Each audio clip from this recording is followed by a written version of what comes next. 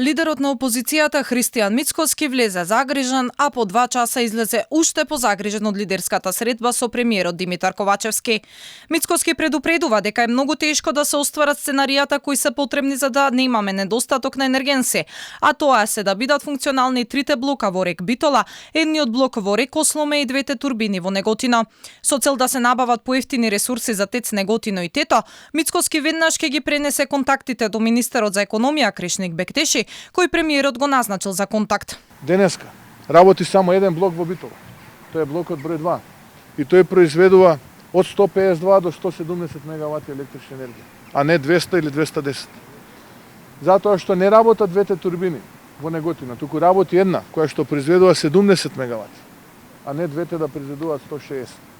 Затоа што хидропотенцијалот не е на 75-80%, туку е на 29%.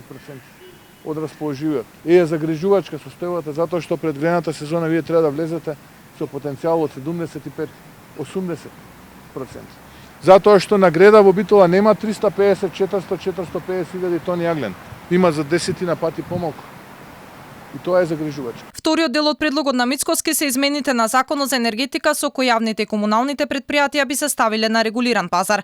Планот на опозицијата вклучува и предлози да се зголеми домашното производство на електрична енергија за идната година, а тоа е да се изгради кракот на пругата од Лапкин дол Осломе, со што ќе се намалат транспортните трошоци и ќе имаме поевтин увозен јаглен.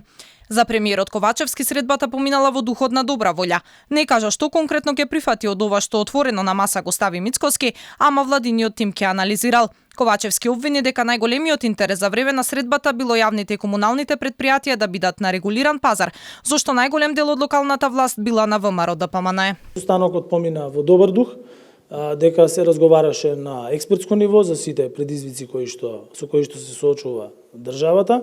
Јас веќе ви кажав зашто разговаравме, дека дополнителни анализи ќе бидат направени во однос на делот на снабдувањето со електрична енергија на јавните комунални предпријатија. Тоа е разбирливо. Тоа е основното барање на ВМРО ДПМНЕ, бидејќи го имаат доминантниот број на градоначалници во државата. Премиерот не ја пропушти шансата и оваа пресконференција да каже дека владата правила се што може за Македонија да има се што е потребно, ама повторно не слушнавме нови конкретни детали. Интензивно се преговарало со соседите кои имале вишоци на електрична енергија за да ни продадат, ама не добивме конкретен одговор што ќе се случи доколку владата не успее да потпише договор ниту со Србија, ниту со Бугарија, ниту со Турција.